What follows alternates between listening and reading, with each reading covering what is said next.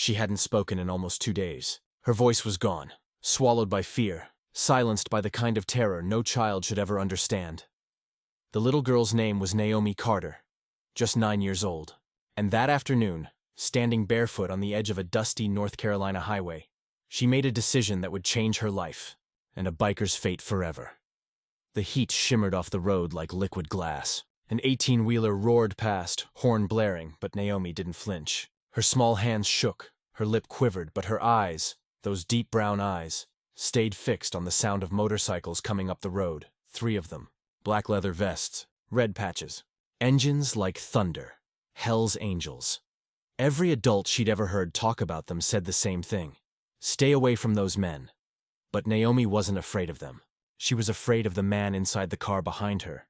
And when she saw one of the bikers look her way, she did something she'd seen at school once. Something every parent hopes their child never has to do. She raised her hand, palm open, tucked her thumb in, and folded her fingers down. The silent rescue signal. The one that meant I need help. The biker saw it, and that's when everything changed. Before we dive into Naomi's story, I want to know, where are you watching this from? Drop your city and country in the comments right now. Are you watching from your living room in Texas? Your kitchen in London? Your office break room in Canada? Let me know, because this story, about courage, community, and protection, is universal. It crosses borders, it crosses fear, and it shows that sometimes the most unlikely people become heroes. All right, let's go back.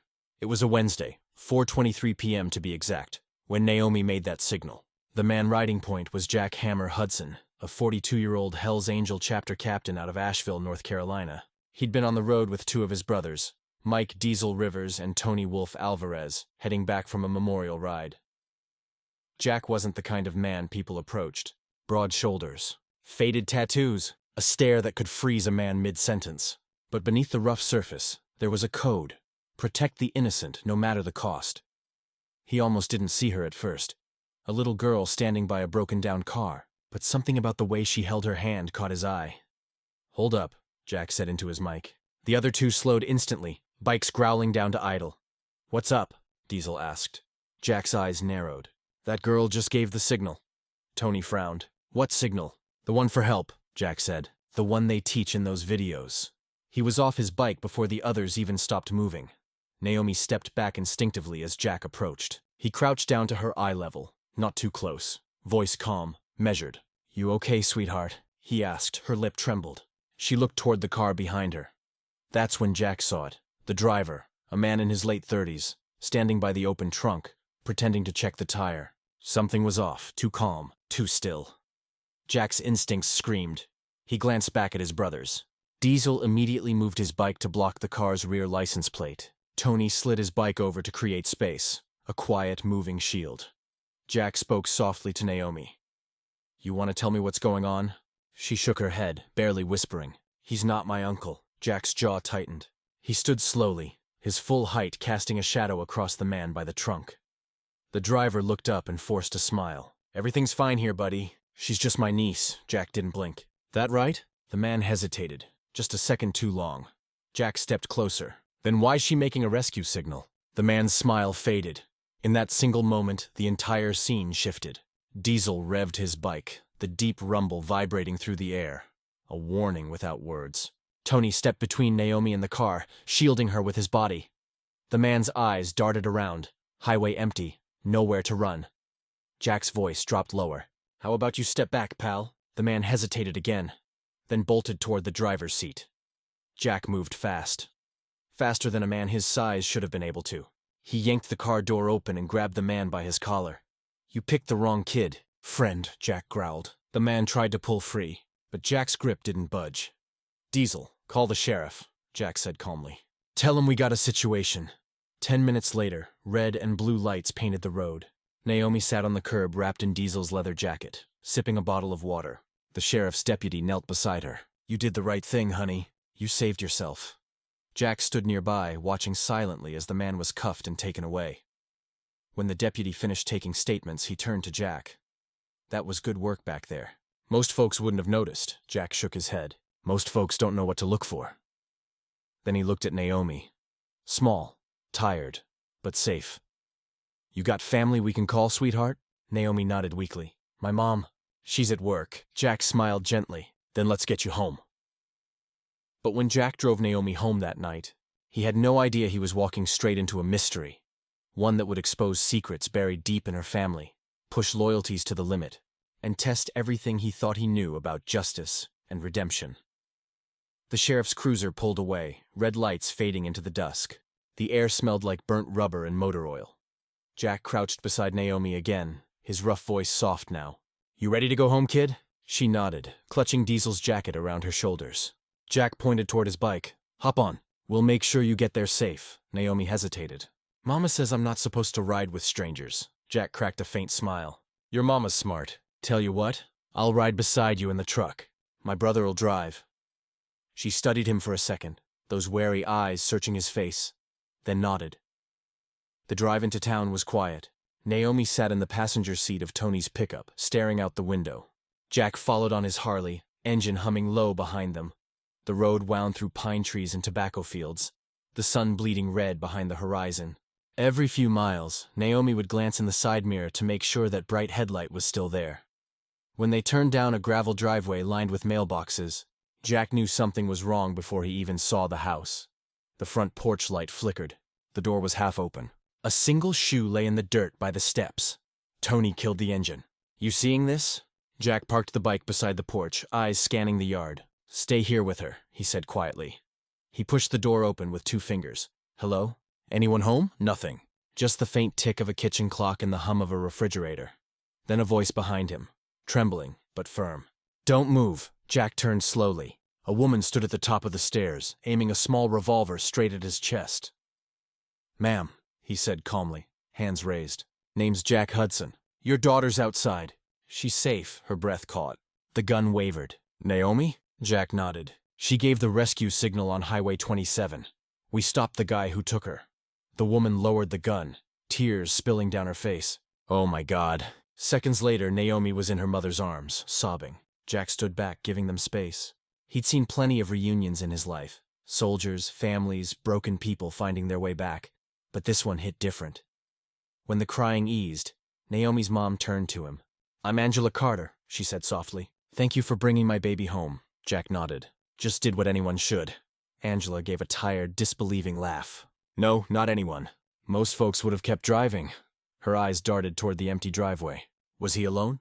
Jack frowned. Far as I saw, why? Angela swallowed hard. Because there were 2 of them. The room went still. Jack's hand tightened on the back of a chair. You sure? Angela nodded. Naomi told me one man grabbed her, but another one was waiting in a different car. I called the sheriff, but nobody came in time. Jack exhaled slowly, mind already turning. Then somebody's still out there. Outside, the night deepened. Diesel leaned against his bike, lighting a cigarette, scanning the tree line. You feel that? He muttered to Tony. Tony nodded. Yeah, like someone's watching. Jack stepped onto the porch, voice low. Keep your eyes open. The girl says there's a second man. Diesel flicked away the cigarette. Copy that. Inside, Angela tucked Naomi into bed, whispering a prayer. When she came back down, her eyes were red but steady. Mr. Hudson, she said quietly. I don't know who you are or why you stopped, but you saved my daughter. Jack shook his head. Just right place, right time. Angela hesitated. Maybe. But something tells me this isn't over. Jack met her gaze. You're right. It's not. He turned toward the window, watching headlights sweep across the far end of the road. Slow, deliberate. Circling back, because whoever that second man is, Jack said. Voice like gravel. He just found out Naomi got away. That night, Jack realized he hadn't rescued Naomi from danger. He'd walked her straight into the heart of it. The night in Maple Hollow, North Carolina, was quiet, too quiet. Cicadas buzzed in the trees, the smell of rain drifting in from the woods. But underneath that peace, something was wrong. Jack stood at the window, arms crossed, watching the headlights move down the far road.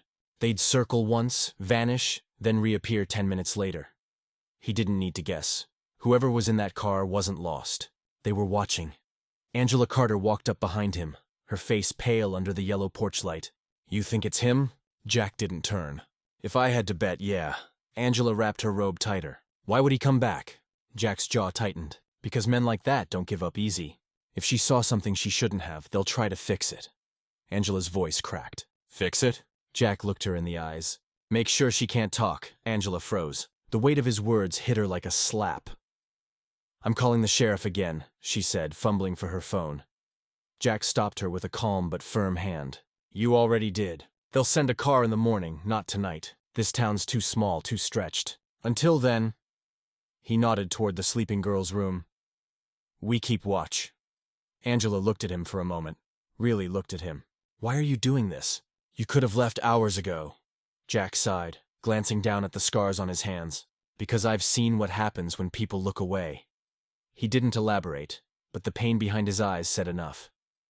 Outside, Diesel and Tony patrolled the driveway, engines idling low. The two bikers had fought wars, seen danger. But this felt different. Personal. Diesel muttered into his comm. Car just passed the ridge again. Same speed, no lights. Jack's voice came through the radio. Stay sharp. If they get close, don't chase. We want them to think we're blind. Tony smirked. Yeah, well, I ain't exactly built for subtlety. Just keep it quiet, Jack replied. The car passed one more time, slower now. The outline of a man faintly visible in the driver's seat. Then it vanished down the hill. Inside, Angela tried to make coffee with trembling hands. Jack leaned against the counter, watching the steam rise from his mug. Naomi said he wasn't her uncle, Jack said. What did she tell you before we got here? Angela rubbed her temples. Not much, just that a man told her he worked with me. He said I'd been hurt in an accident and that she needed to come with him. She believed him. Jack frowned. What do you do for work? I'm a nurse at St. Mary's Clinic, she said. Mostly night shifts. I don't make much, but it's steady, Jack nodded slowly. Clinic work, huh? Anyone there ever make you feel uneasy? Angela hesitated, then whispered. There's one doctor, Dr. Lang. He's new, always asking questions that have nothing to do with medicine. He's off, Jack's gut twisted. What kind of questions? About my daughter, she said quietly. About Naomi. Thunder rumbled in the distance. Jack stood up, voice turning firm. We're locking this place down. He moved like a soldier, checking doors, securing windows, pulling Naomi's curtains shut. Diesel parked both bikes near the porch steps, engines ready in case they had to move fast. When everything was secure, Jack turned to Angela. You got somewhere you can go if things get ugly? She shook her head. My parents are gone. It's just us. Jack nodded, his expression softening. Then you're not alone anymore. Angela's lip trembled. You don't even know us. Jack looked toward Naomi's door. Yeah, but I know what it's like to be her.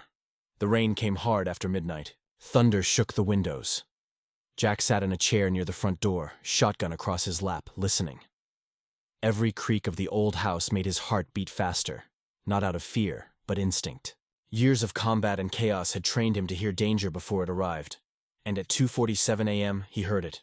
Gravel crunching. Footsteps outside the porch. A car door closing softly. He raised a hand, signaling Diesel through the window. Angela peeked down the hall, whispering, Jack? He motioned her back silently. Then came the sound that froze him cold. The soft click of metal against glass. Someone was trying to pry open Naomi's bedroom window. Jack stood slowly, eyes narrowing. Not tonight, he whispered. He moved toward the hallway, every step silent, every breath measured. When Jack threw open Naomi's door, what he found waiting outside the window wasn't just a kidnapper. It was a man he recognized from his past. The sound came again. That sharp, metallic scrape along the window frame. Jack pressed his back against the wall, signaling for Angela to stay quiet. Diesel was already outside, moving through the rain like a ghost, boots crunching on the wet gravel. Jack raised the shotgun slowly, eyes locked on the window. A shadow moved, tall, built, methodical. Whoever it was, they knew what they were doing. The latch clicked. The window started to lift. Jack swung the barrel toward the sound. Don't move, he barked. The figure froze. Then, slowly, a man's voice, low, raspy, familiar, cut through the rain. Well, I'll be damned, the voice said. That you, Hammer? Jack's grip tightened. Only one man ever called him that with that tone. Rex? Jack whispered. The shadow chuckled. Didn't expect to see you playing hero in some backwater town. The light from Diesel's flashlight hit his face, rain dripping from a long scar across his cheek. Rex Maddox, once a brother, now an outlaw in every sense of the word. Angela stepped into the doorway, fear etched on her face. You know him? Jack didn't look at her. I did, once, Rex smirked. We go way back, don't we, Hammer? Before you decided the club had rules you couldn't follow, Jack's voice was flat. You shouldn't be here, Rex. Funny, Rex said. leaning casually against the window frame. "I was gonna say the same thing to you." Diesel's voice crackled over the radio. "You want me to take him down?" Jack shook his head slowly. "Not yet." Rex climbed through the window like he owned the place. His leather jacket gleamed under the kitchen light, patches faded but unmistakable, the Hells Angels insignia scratched and torn. He wasn't wearing the red and white anymore. He'd been kicked out years ago, for crossing lines no brother should. Angela's voice trembled. "What do you want?" Rex gave her a cold smile. "Just the girl." Jack stepped forward, his voice dropping into a dangerous calm. "You're not taking her."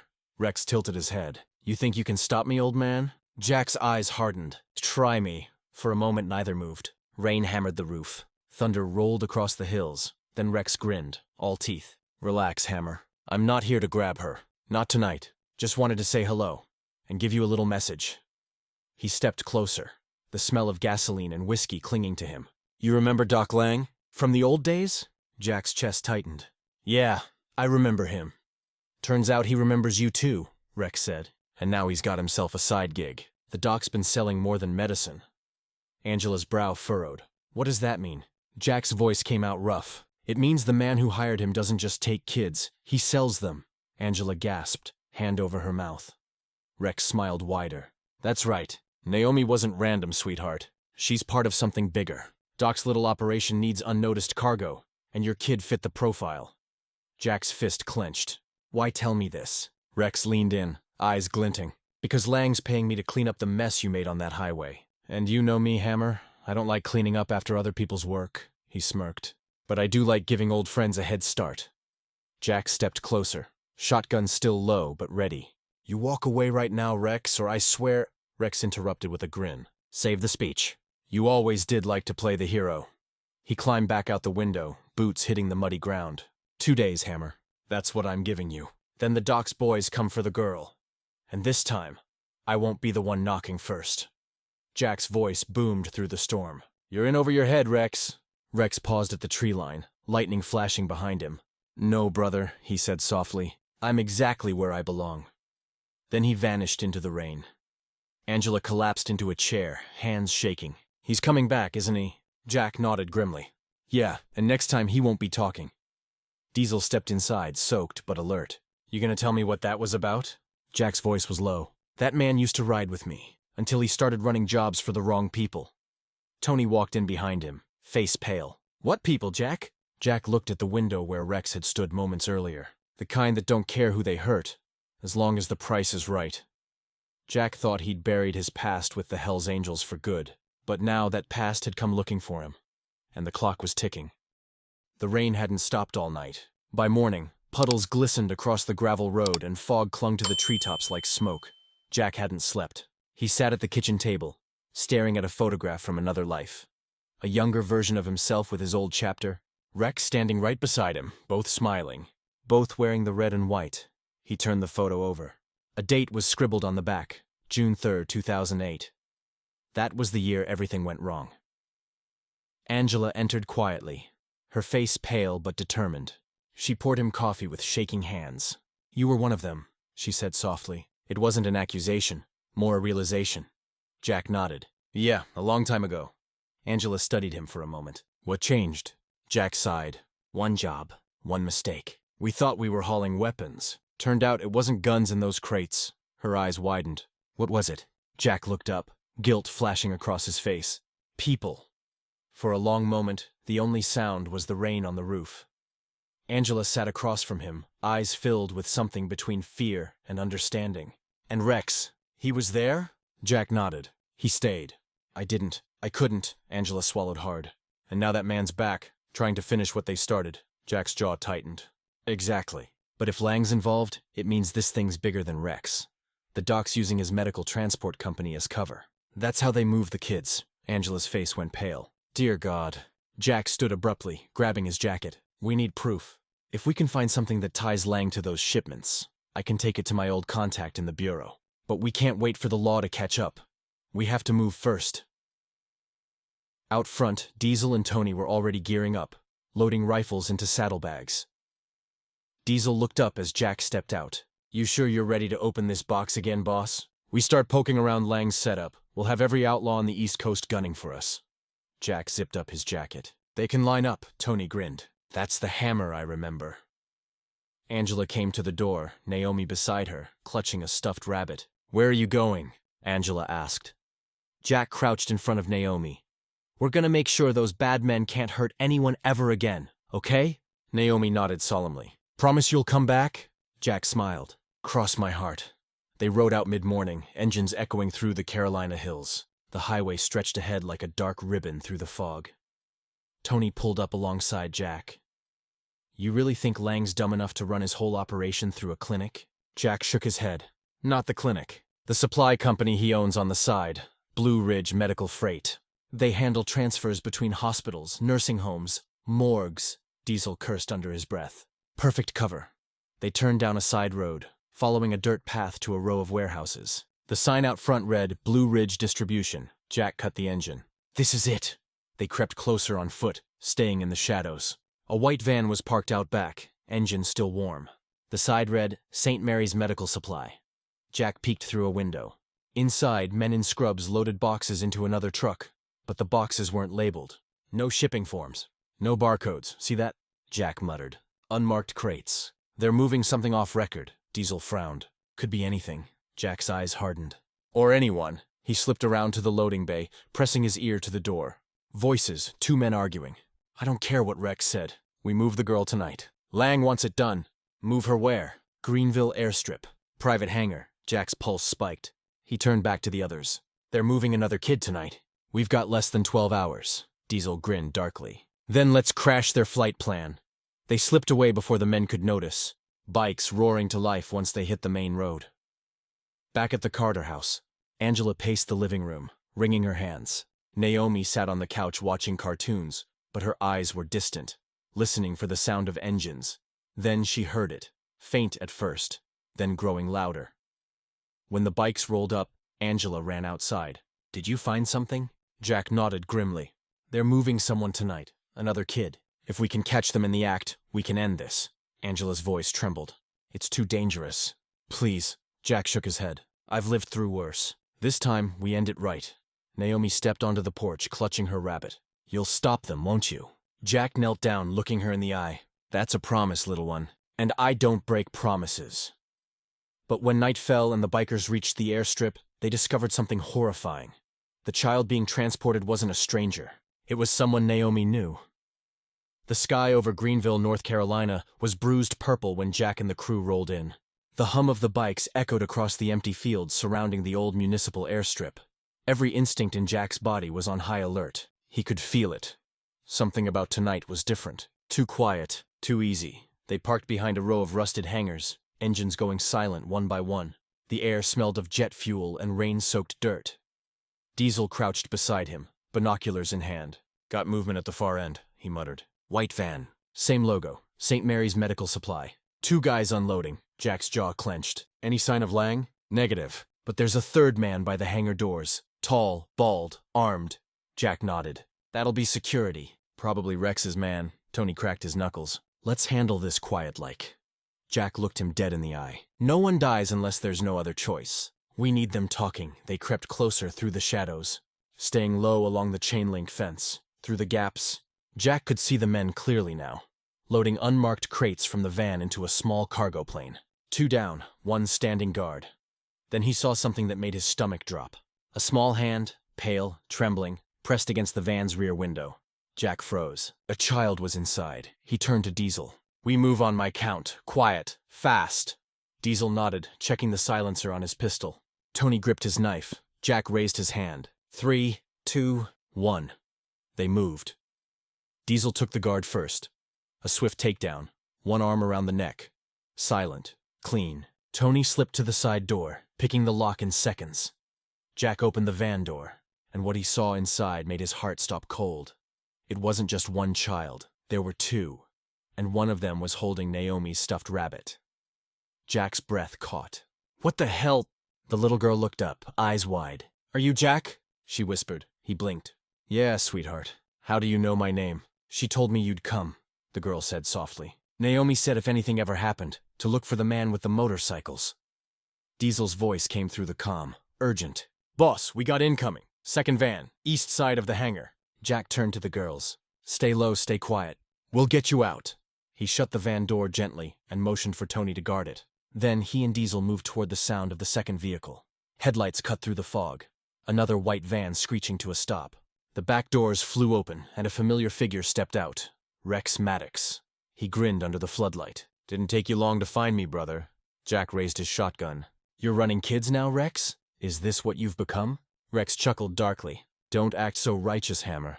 You knew what Lang was back in the day. You think those shipments we ran to Mexico were just medical supplies? Jack's stomach churned. That was years ago. I walked away. Yeah, Rex sneered. And now you're back to clean up your mess. Behind them, Tony shouted, Jack! We got company. Another truck coming in. Jack spun, scanning the runway. 2 black SUVs were speeding toward them, headlights cutting through the mist. Rex smiled wider. Told you, Hammer. You're too late. Then he drew his gun. Jack dove behind the van as bullets ripped through the night. Diesel returned fire, hitting one of the SUV tires.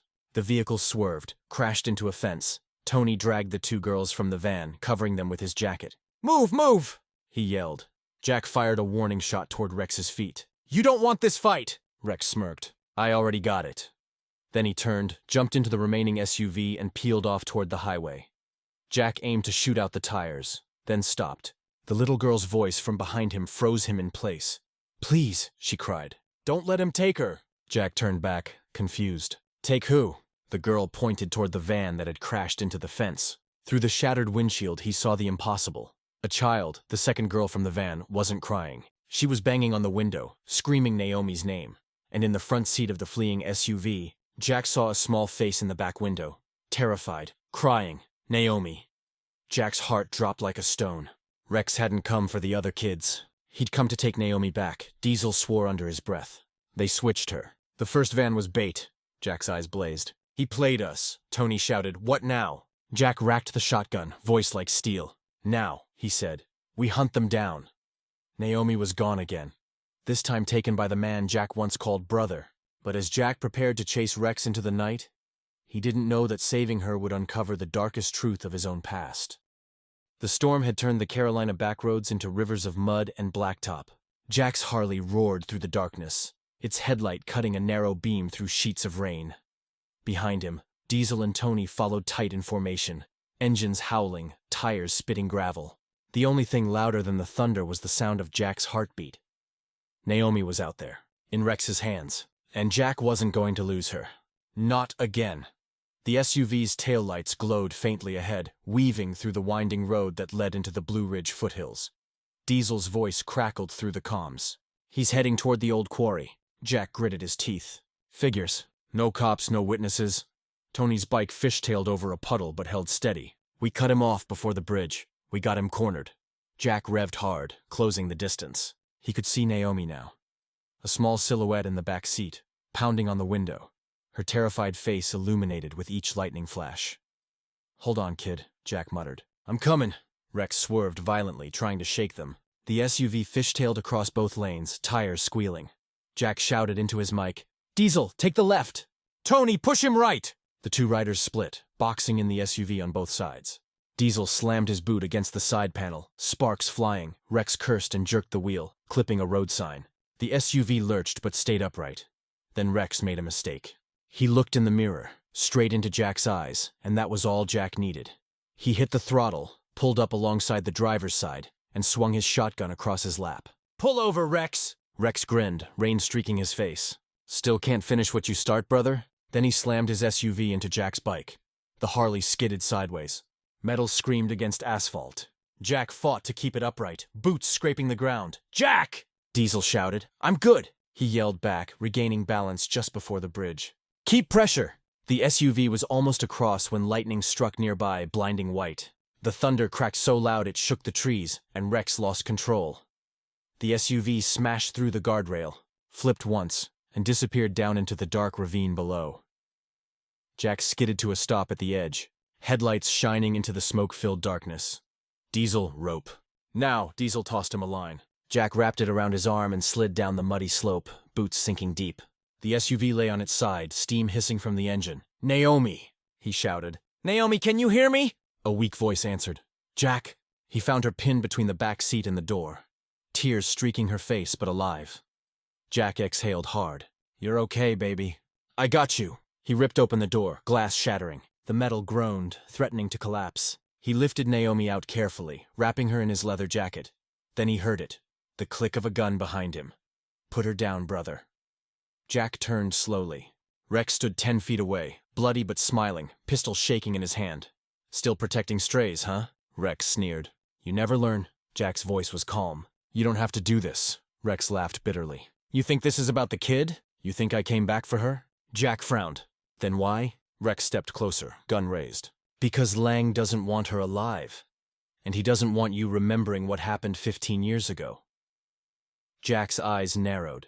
What are you talking about? Rex smirked. Ask yourself why Lang trusted you with those shipments back then. You think it was just because you could ride? Jack's stomach twisted. What are you saying, Rex? I'm saying, Rex whispered. You already delivered kids like her once. You just didn't know it. Jack's face went pale. Rex cocked the hammer. Now you do. A single gunshot split the night. For a second, time stopped. Then Rex stumbled backward, clutching his shoulder. Behind him stood Diesel, pistol still smoking. Sorry, pal, Diesel said. Conversation's over. Rex dropped to his knees, snarling. You think you've won? Jack stepped forward, voice low and cold. No, Rex, I think it's over. He turned to Diesel. Get Naomi up the ridge. Now. Diesel nodded, lifting the girl into his arms. Rex tried to lunge, but Jack kicked the gun away. 2 days, Rex, Jack said quietly. That's what you gave me. Now I'm giving you the same mercy. Then he walked away, leaving Rex bleeding in the rain.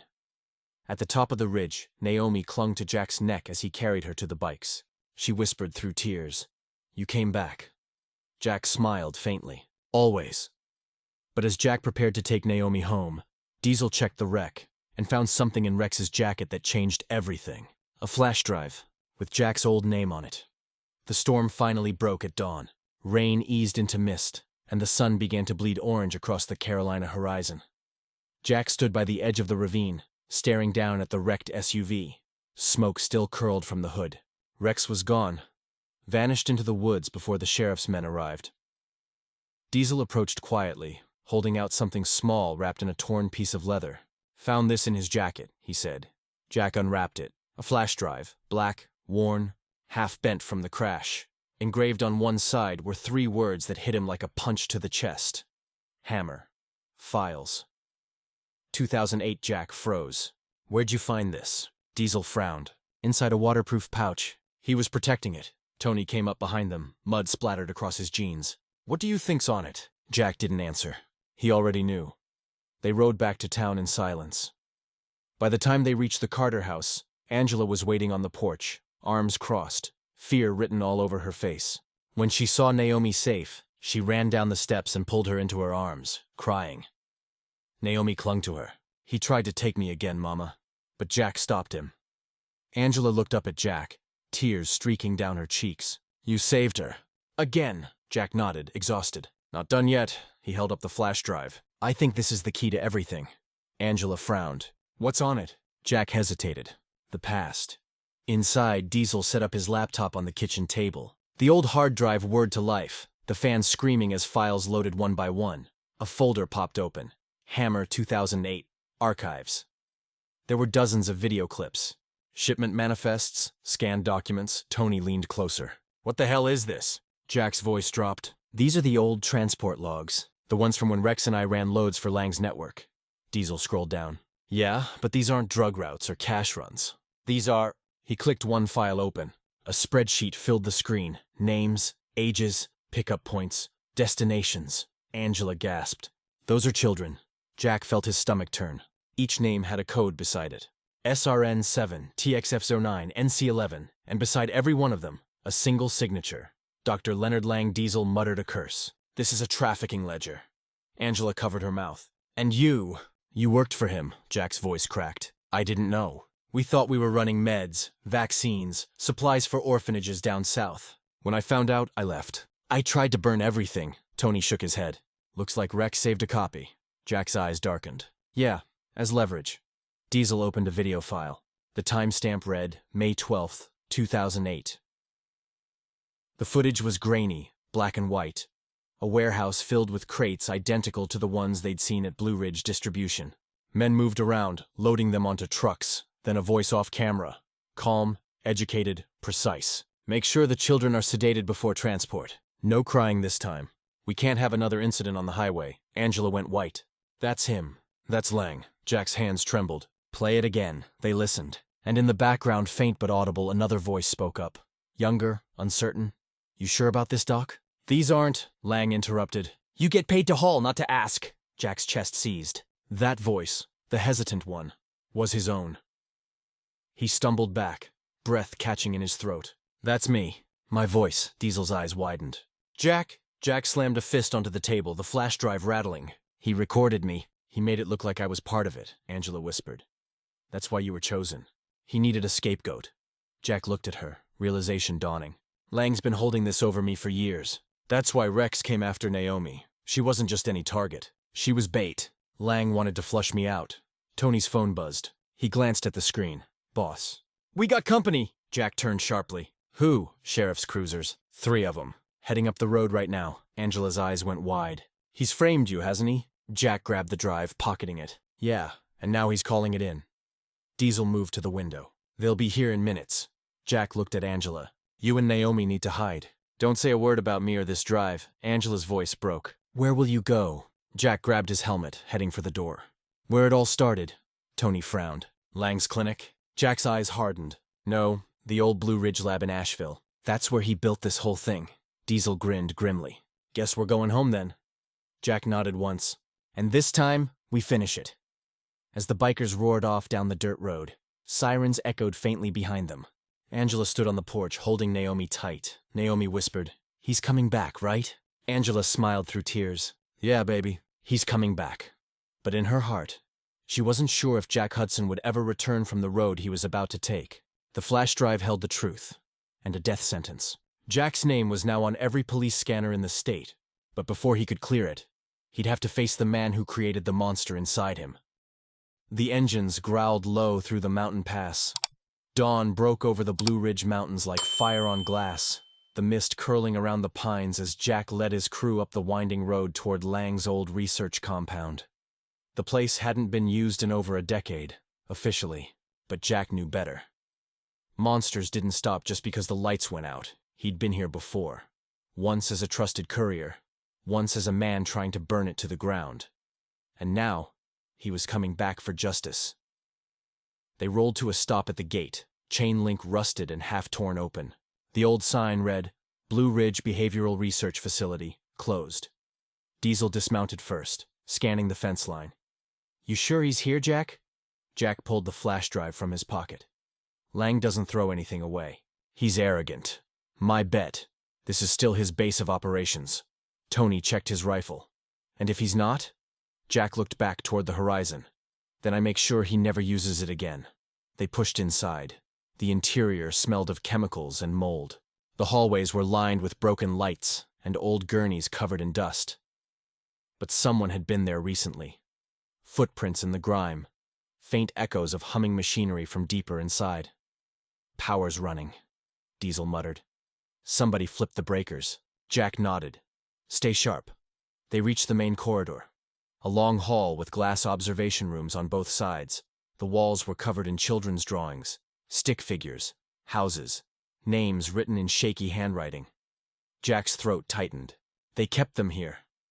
Tony's face darkened. Those bastards! They pushed on.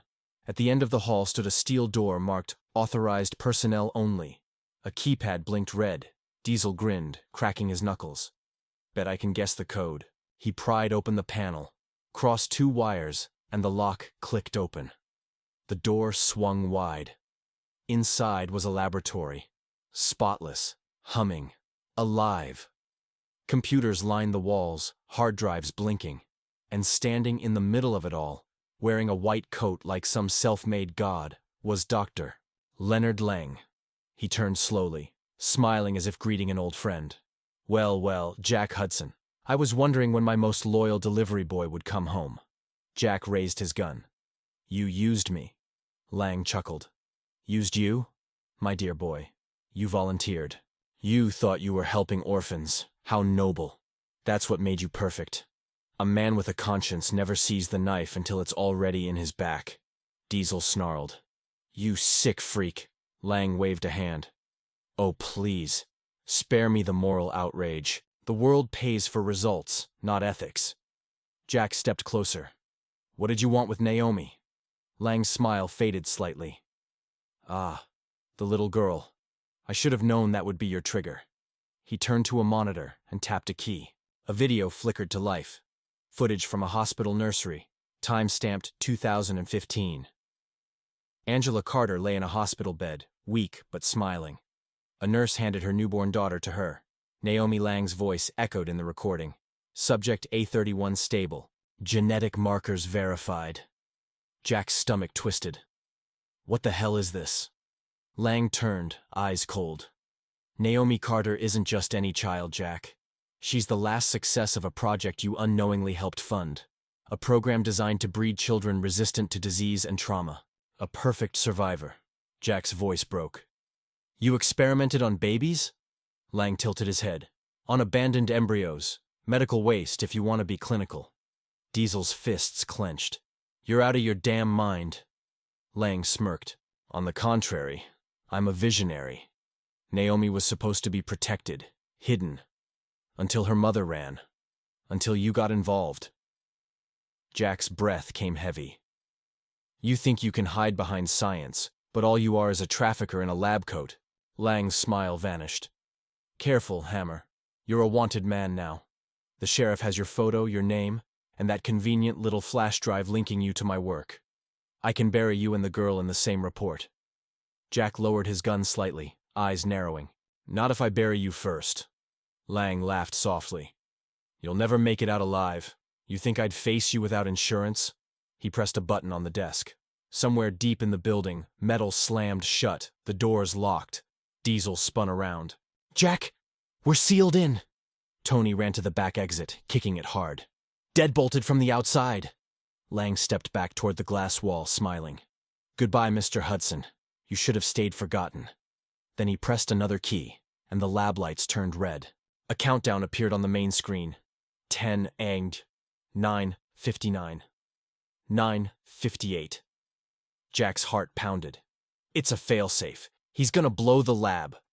Lang smirked through the glass as security shutters slammed down between them.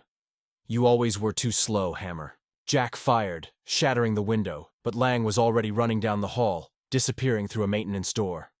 Diesel grabbed the computer. I can pull the data, but we need power, Jack shouted. Do it! We're not leaving without proof. Tony ripped open a control panel, sparks flying. Jack, we got 8 minutes! Jack's mind raced.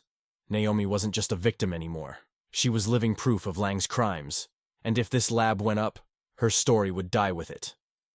He slammed a fresh shell into his shotgun. Then we fight the clock. The countdown was ticking. Lang was escaping, and Jack had just minutes to save the proof, or lose Naomi's truth forever.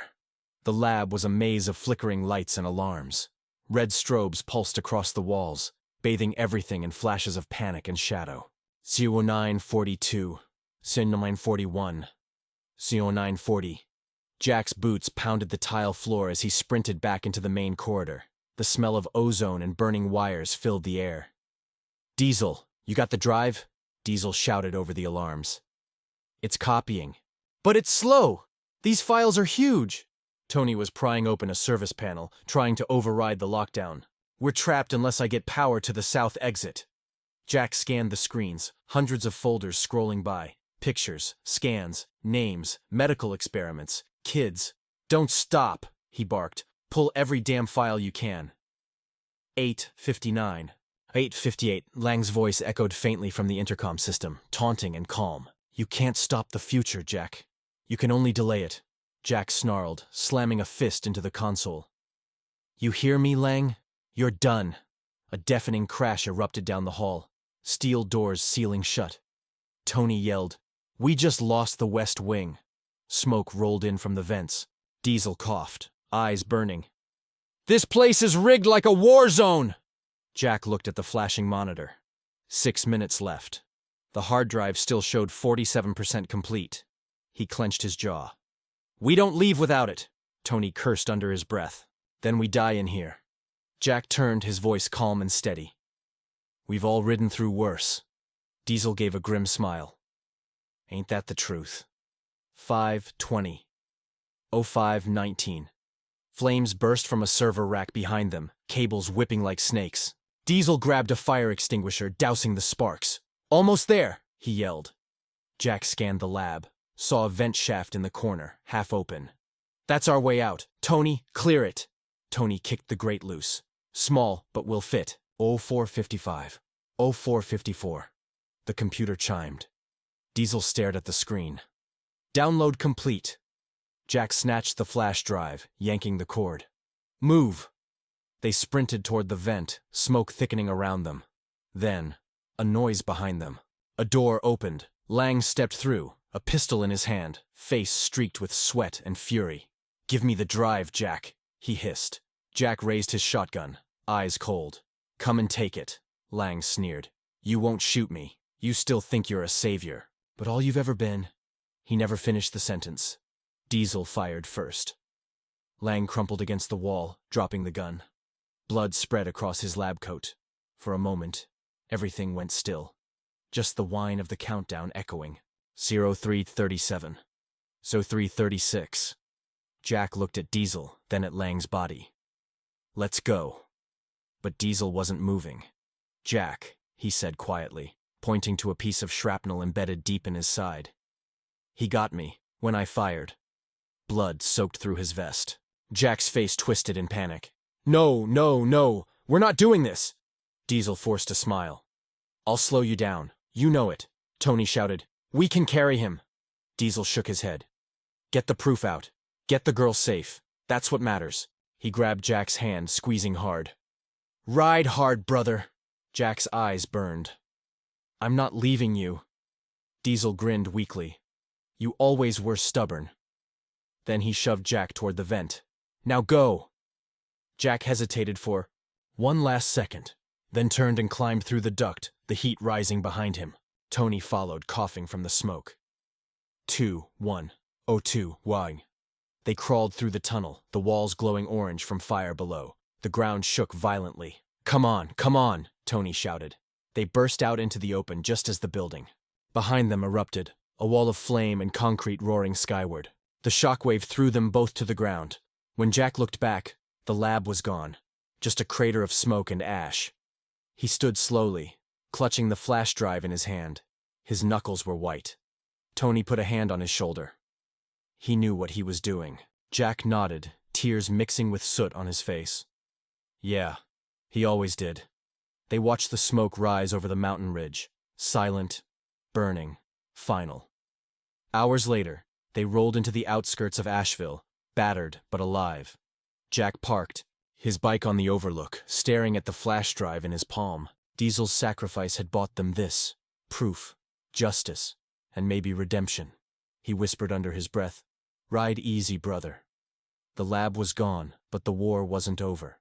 Lang's network was still out there, and Naomi's secret was spreading fast. The road home stretched before Jack like a scar through the mountains. Every curve, every mile marker was a memory. Diesel's laughter echoing in his mind, the roar of engines now reduced to two lonely bikes cutting through the fog. He hadn't spoken a word since the explosion. Neither had Tony. There was nothing left to say. By the time they reached Maple Hollow, the sun was setting, a deep, bruised red bleeding into the Carolina sky. Jack pulled into Angela Carter's driveway, engine rumbling low. When he cut the ignition, the silence felt deafening. Angela ran out the front door, Naomi clutched in her arms. She froze when she saw Jack's face, soot-streaked, eyes hollow. Jack, where's Diesel? Jack couldn't speak. He just shook his head. Angela's hand went to her mouth, eyes filling. Oh, God! Naomi slipped from her arms and ran to him, hugging his leg tightly. You came back. Jack dropped to one knee, his voice rough. I told you I would. He held her close, closing his eyes against the pain. Later that night, the three of them sat around the kitchen table. Tony stood by the window, watching the road. Ever the lookout. Jack set the flash drive on the table. It looked so small, so harmless, for something so dangerous. Angela's voice trembled. You got it? Jack nodded. Everything. Names, routes, files. Enough to bury Lang's whole operation. Angela reached for it but stopped herself. You're not keeping it here, are you? Jack shook his head. No, there's one man I trust. An old contact in the bureau. He's clean. If I get this to him, he can take it public. Tony glanced over. You think Lang's dead? Jack stared at the window, where lightning flickered in the distance. No, men like him don't die that easy. The wind howled outside. Naomi had fallen asleep on the couch, clutching her stuffed rabbit, Diesel's leather jacket draped over her like a blanket.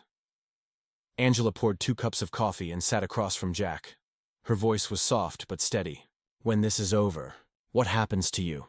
Jack gave a tired smile. Doesn't matter. As long as she's safe. Angela's eyes glistened. You've already given up enough. Jack looked at her. Really looked at her. And for the first time, there was something unguarded in his face. I lost everything once, he said quietly. My crew, my family, my name. But when that kid looked at me on the side of the road, I got a second chance. I'm not losing it again. Angela reached across the table, her hand brushing his. Then don't go alone. Before he could answer, Tony spoke from the window. Headlights. Jack was on his feet instantly. How many? Tony's voice dropped. Just 1 car. But it's blacked out. Jack pulled the shotgun from under the table and moved toward the door. Angela followed, heart racing. The car rolled to a stop at the edge of the driveway. The engine idled, headlights cutting through the rain. Jack shouted, If you're looking for trouble, you found it.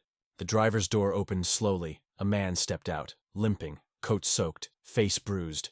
Rex Maddox, Angela gasped. No, it can't be. Jack raised his weapon. You've got 2 seconds to tell me why you're here.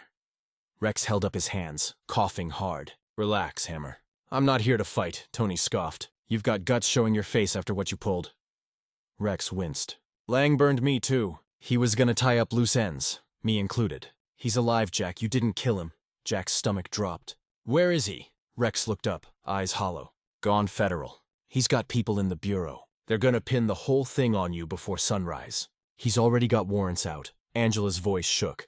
Then what do we do? Jack took a deep breath. We ride. We take this drive to someone who can't be bought. Rex coughed again, wiping blood from his lip. There's a safe route through the old state highway. No checkpoints till Knoxville. You'll need a distraction. Tony eyed him warily. You offering? Rex smirked weakly. One last job. Old time's sake, Jack hesitated. His gut screamed not to trust him, but time was gone. Finally, he nodded. You get us a clean run out of town, we're square. But if you try anything, Rex finished for him. Yeah, I know.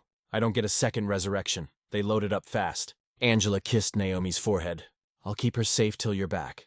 Naomi blinked awake. Jack, you're leaving again? He knelt beside her. Just for a little while. I've got something to finish. Tears welled in her eyes. You promise you'll come back? Jack smiled softly. I always do. She handed him her stuffed rabbit. Then take him. For luck. Jack took it gently, his throat tightening. Thank you, little one. He stood, looked at Tony and Rex, and nodded. Let's ride. The engines thundered to life, headlights piercing the rain. Jack glanced back one last time. Angela standing on the porch, Naomi waving through the glass. He whispered under his breath. Hold on, kid. We're almost free. Then the 3 bikes roared into the night. The final ride had begun. 3 men, 1 mission, and a flash drive powerful enough to topple everything. But before dawn, one of them would betray the others.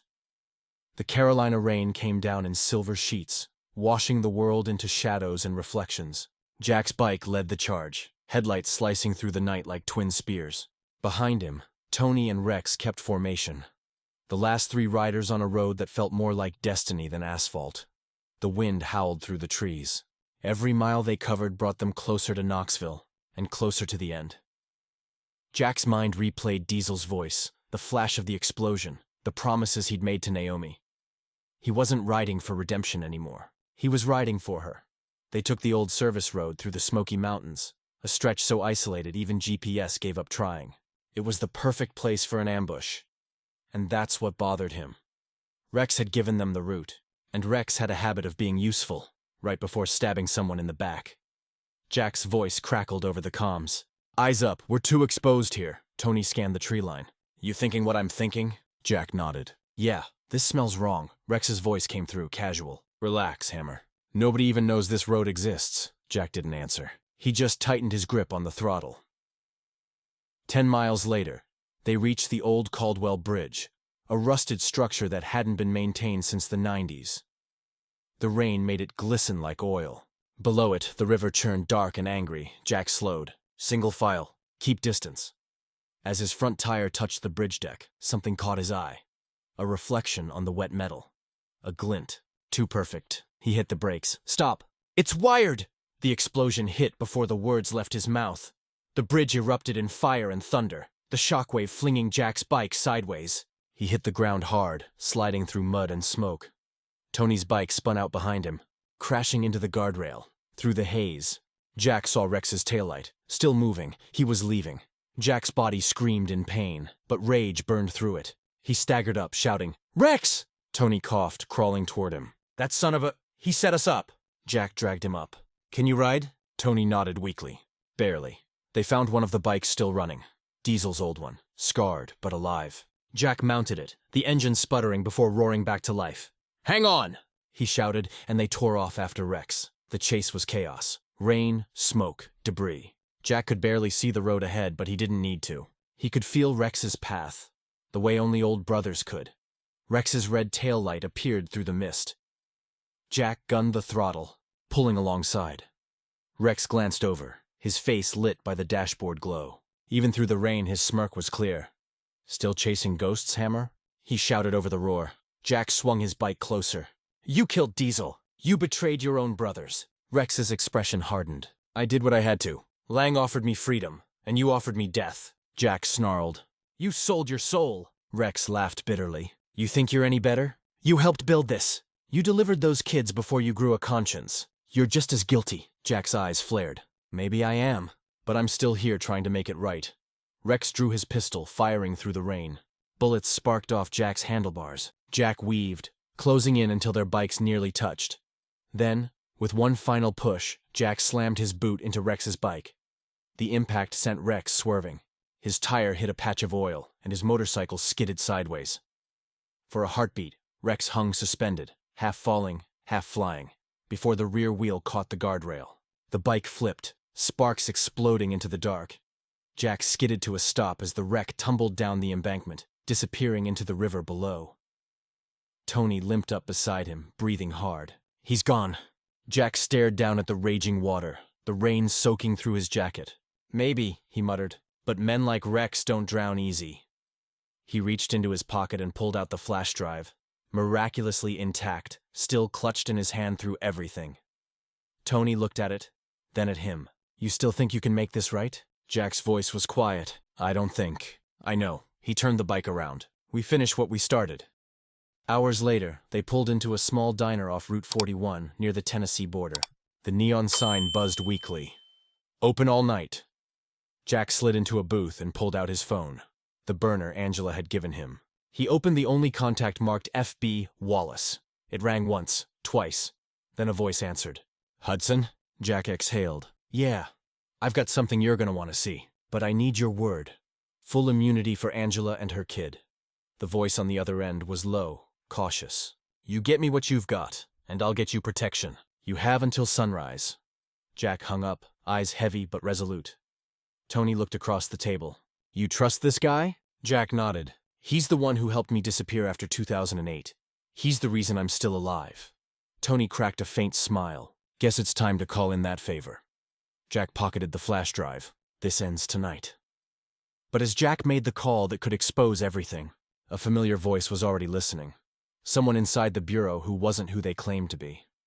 The diner was nearly empty. Just the hum of the neon light, the faint hiss of the coffee pot, and rain tapping against the window. Jack sat in the corner booth, the flash drive in his hand like a live grenade. His reflection in the window looked older than he remembered, scarred, tired, haunted. Tony sat opposite him, stirring black coffee that neither of them would drink. "So this Wallace guy? You really trust him?" Jack nodded slowly. "He was my handler after the fallout. He helped me vanish when Lang's files went public in '09. If anyone can clean this up, it's him." Tony smirked. "Let's hope he's still on our side." The bell over the door jingled, and a man in a long tan coat stepped inside, rain dripping from his hat. His sharp eyes scanned the room, locking on Jack immediately. Jack stood. "Wallace," the man approached, extending a hand. "Jack Hudson. You're a hard man to find." Jack handed him the flash drive. "You can thank Rex Maddox for that." Wallace took it, turning it over. "I've heard whispers about this. Lang's off-book program. You realize what you're handing me, right? This isn't just a case file. It's an entire network." Jack nodded. "Then end it. Wallace's eyes flicked to Tony, then back to Jack. And what about you? You're not walking away from this clean. You're still technically a wanted man. Jack's voice was steady. I don't need clean. I need it finished. Wallace slid into the booth, pulling out a small laptop. He plugged in the flash drive, the screen flickering to life. Hundreds of files loaded. Photos, bank accounts, shipping manifests, government seals. Tony whistled softly. Jesus, he really was in deep. Wallace's face hardened. Deeper than you think. He clicked open one file. A list of donors. Corporations, hospitals, even military research grants. All funding Lang's behavioral program. Jack clenched his jaw. How long's this been going on? Wallace looked up. Since before you were born. Then the laptop beeped. A red warning flashed. Remote access detected. Tony frowned. What the hell is that? Wallace's expression changed. Not surprised, but expectant. Jack's voice dropped low. You knew, Wallace sighed. Jack, you should have stayed buried. Jack's hand went for his gun, but Wallace was faster. A pistol appeared from under the coat, aimed square at Jack's chest. Put it down, Wallace ordered. You really think Lang didn't have friends in high places? You think I survived this long by being clean? Tony cursed, reaching for his weapon. A shot rang out. Tony hit the floor. Tony! Jack dropped beside him, blood spreading fast beneath his jacket. Wallace stepped back, calm and cold. You're too sentimental, Hammer. Always were. That's why Lang loved you. You made a perfect scapegoat. Jack's eyes burned with fury. You're working for him. Wallace smirked. Not anymore. Lang's dead weight. His files? They're leverage. And now, thanks to you, I've got them. He pocketed the flash drive and turned to leave. Jack's hand shot out, grabbing Tony's sidearm. Not yet, you don't. He fired. The bullet hit Wallace in the shoulder, spinning him into the counter. The laptop clattered to the floor, skidding across tiles. Wallace snarled, clutching the wound. You think this ends with me? You think the machine stops because you pull one trigger? Jack stepped closer, shotgun leveled. No. But it's a damn good start. He fired again. Wallace crashed backward through the diner window, glass raining onto the sidewalk.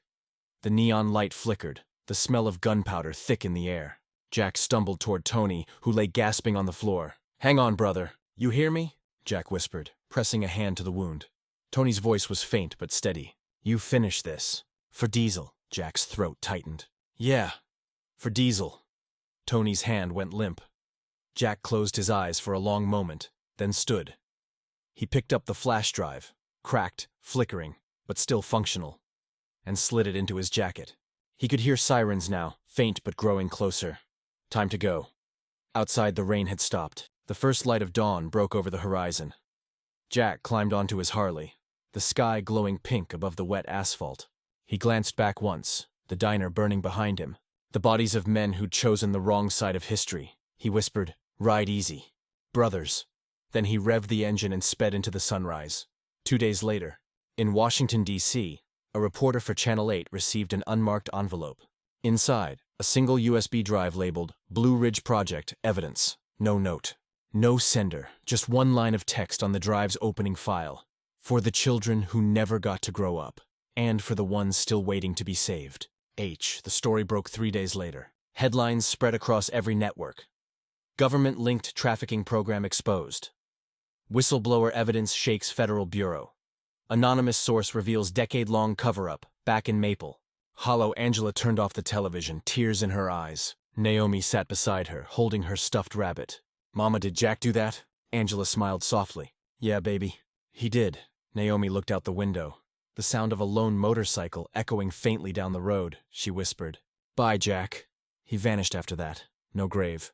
No goodbye. Just the legend of the biker who saved one little girl and brought an empire to its knees. They called him the Fallen Angel, the man who rode through hell and came back with proof that even the darkest roads can still lead to light.